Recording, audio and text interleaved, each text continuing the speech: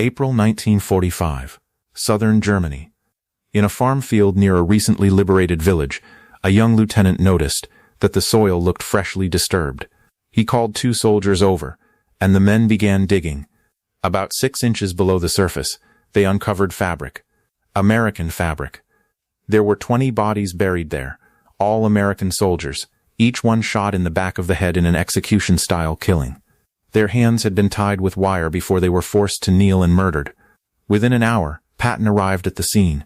He stood beside the mass grave, staring down at the 20 dead Americans. One of his aides tried to guide him away. "Sir, you don't need to look at this." Patton stayed where he was. "Yes, I do." An investigation started immediately. Most of the villagers insisted they knew nothing. But one elderly woman finally stepped forward. Speaking through a translator, she explained what she had witnessed. 2 days earlier, she had heard 20 gunshots. She had also seen SS troops along with their commander, a man named Hauptsturmführer Klaus Ritter. Ritter had been keeping American prisoners inside the village church. When American forces began getting closer, he ordered the prisoners moved. The following morning, she heard the gunfire. By that afternoon, Ritter had disappeared. Patton responded with a direct order: find him. It took 48 hours. American military police finally located Ritter inside a barn 15 miles away. He was still dressed in his SS uniform when they arrested him. They brought him back to the village, back to the same farm where 20 American soldiers had been executed. Patton stepped toward him and asked a single question. "Do you speak English?" Ritter gave a small nod. "Yes, I was educated at Oxford." Patton smiled, but there was nothing warm about it. George S. Patton had already looked into that mass grave, and now he intended to make sure the officer responsible fully understood what was waiting for him. This is the story of what Patton said to the SS officer who executed 20 American prisoners. Before we continue with this confrontation, if you enjoy hearing untold stories from World War II, make sure to hit that subscribe button. Ritter was taken into the farmhouse yard with his hands cuffed behind his back. 2 MPs gripped his arms tightly. Patton stood with his back turned to them, staring across the field before slowly turning around. Ritter met his gaze with open defiance. The SS officer appeared to be in his mid-30s, tall and carrying himself like a man accustomed to command. Patton walked toward him and stopped about 3 feet away. For a moment he said nothing. He simply stared at him. The silence dragged on until Ritter finally began to look uneasy. Then Patton spoke, his voice steady and cold. "Oxford educated. So you're not just some street thug. You're an intelligent man. You understand civilization. You understand the laws of war." Ritter raised his chin slightly. "I understand that war has no rules when you're losing. Is that what you tell yourself?" Patton moved even closer. 20 American soldiers, 20 men who surrendered to you, 20 prisoners placed in your custody, and you lined them up and shot them in the back of the head. Ritter's jaw stiffened. Patton kept going. "I saw the bodies. I saw the wire around their wrists cutting into their skin. They fought against it. They knew what was about to happen. I saw the bullet wounds myself. Every shot placed in the back of the head. Clean shots. Professional shots. You killed them efficiently. They were soldiers," Ritter answered. "This is war." Patton's expression hardened. Soldiers die in battle. Soldiers die while fighting. Those men died on their knees, helpless, after surrendering. That isn't war. That's murder. And you know it. Ritter lifted his chin again. "I was obeying orders. We were retreating. We couldn't keep prisoners. We had to eliminate the problem." "Eliminate the problem," Patton repeated slowly.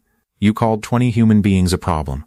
20 men with families, with mothers and fathers, some with wives and children. They were enemy combatants. They were prisoners." Patton's voice became louder. "Under the Geneva Convention, they were supposed to be protected. Instead, you shot them like dogs." Ritter's calm expression finally began to break. "You Americans always act morally superior. But you bombed our cities. Dresden, Hamburg, Berlin. Women and children were killed. So don't lecture me about morality." Patton moved even closer until his face was only inches from Ritter's. "We bombed military targets. Yes, civilians died. War is hell. But we have never lined up prisoners and executed them. And if an American soldier had done what you did, I would have had him court-martialed and shot." He pointed toward the field. "Those 20 men, do you know what you stole from them?" Ritter turned his eyes away, but Patton grabbed his chin and forced him to look back. The MPs stiffened, but stayed where they were. No. You're going to listen to this. Private Morrison was 19 years old. He had a mother in Ohio.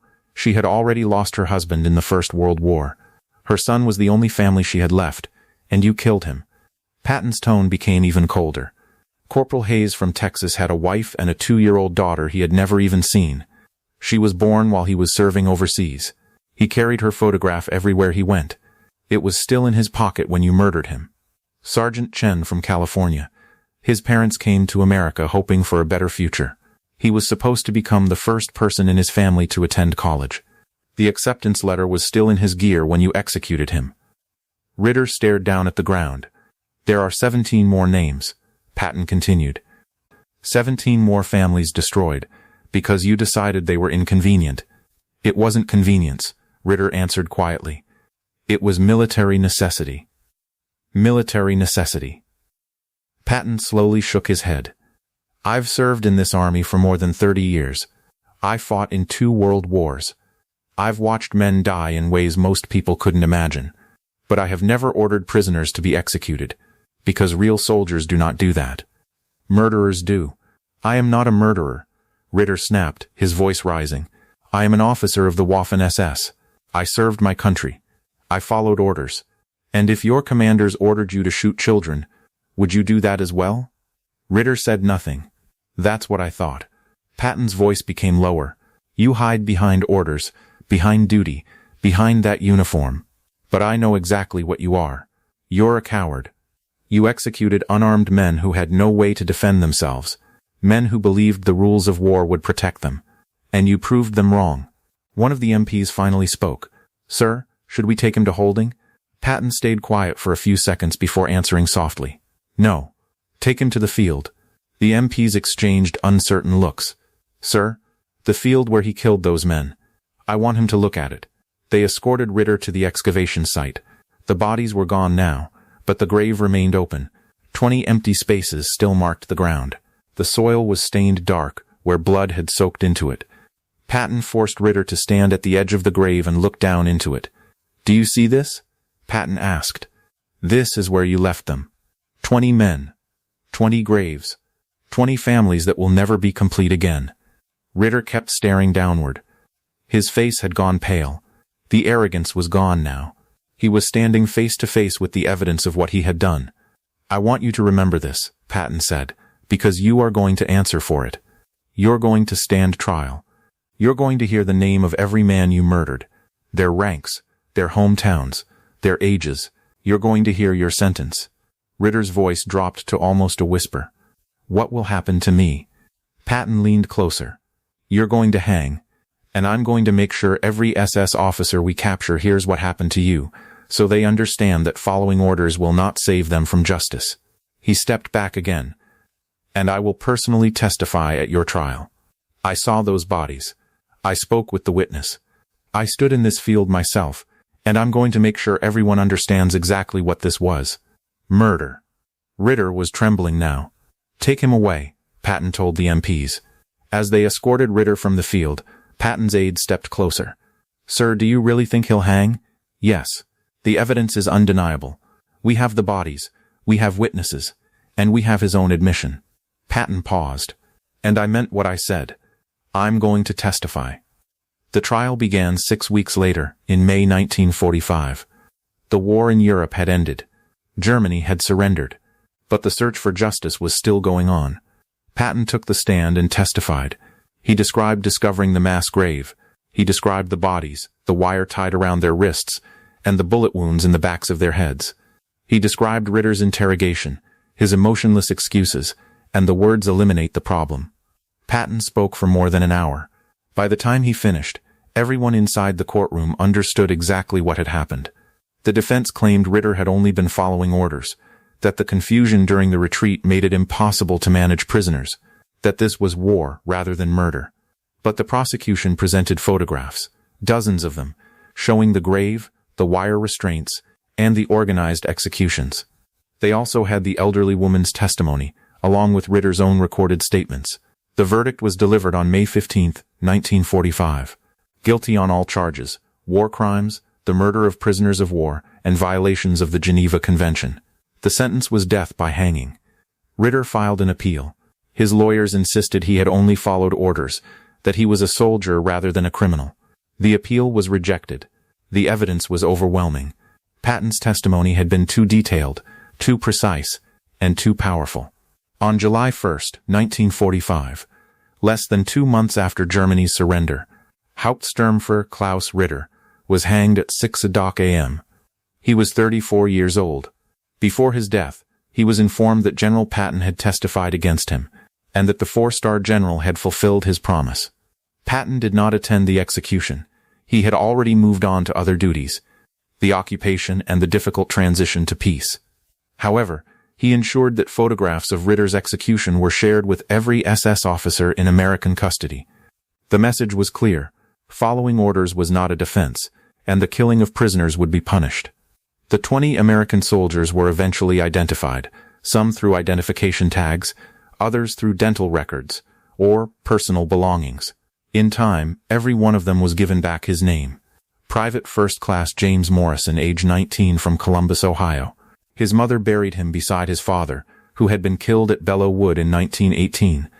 She placed flowers on both graves every week until the day she died.